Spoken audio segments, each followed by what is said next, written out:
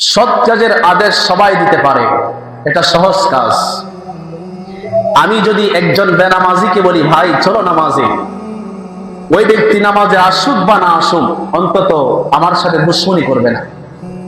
সে মনে মনে ভাববে যাই হোক কথা তো ভালোই বলছে, নামাজ পড়ার জন্য বলেছে, বিদায় ওই ব্যক্তি আমার উপর পাল্টা কোনো আক্রমণ করবে না। হয়তো সে নামাজ আসবে না কিন্তু আমার উপর আক্রমণ করবে না। কিন্তু ওয়াতানহাউনা আনিল মুনকার, 2 নাম্বার যে শর্ত,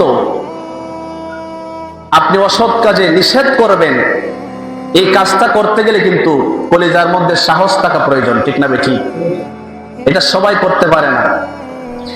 আপনি যখন অন্যায়ের প্রতিবাদ করবেন, আপনি যখন জালেমদের বিরুদ্ধে যখন লড়ে যাবেন, মজলুমের পক্ষে যখন আপনি কথা বলবেন, তখন আপনার উপরেও বাধা আসতে পারে, আপনার উপরেও আক্রমণ আসতে পারে, ঠিক না বেঠিক বলেন?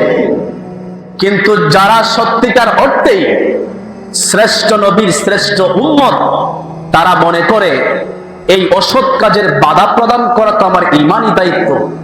সুতরাং আমার উপর যত জুলম আসুক, আমার উপর যত বাধা আসুক না কেন, আমার ঈমানি দায়িত্ব হচ্ছে মজলুমের পক্ষে থাকা, জালেমদের বিরুদ্ধে কথা বলা, ঠিক না বেঠিক?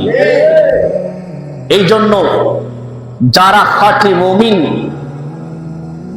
তারা জানে অসৎ কাজের নিষেধ করলে, বাধা প্রদান করলে তার উপরে আক্রমণ আসতে পারে, তার উপর শত্রুর আক্রমণ আসতে পারে।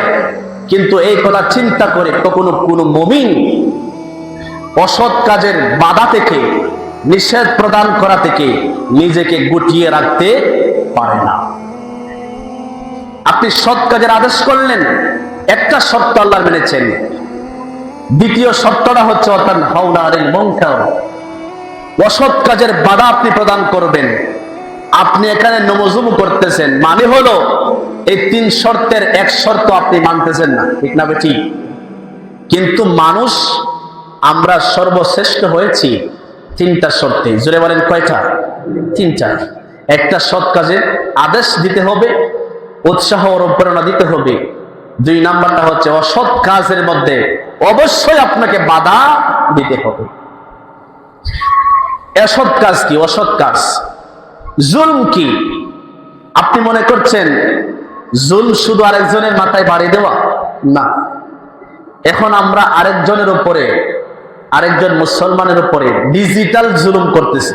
জোরে বলেন কি জুলুম? ডিজিটাল জুলুম।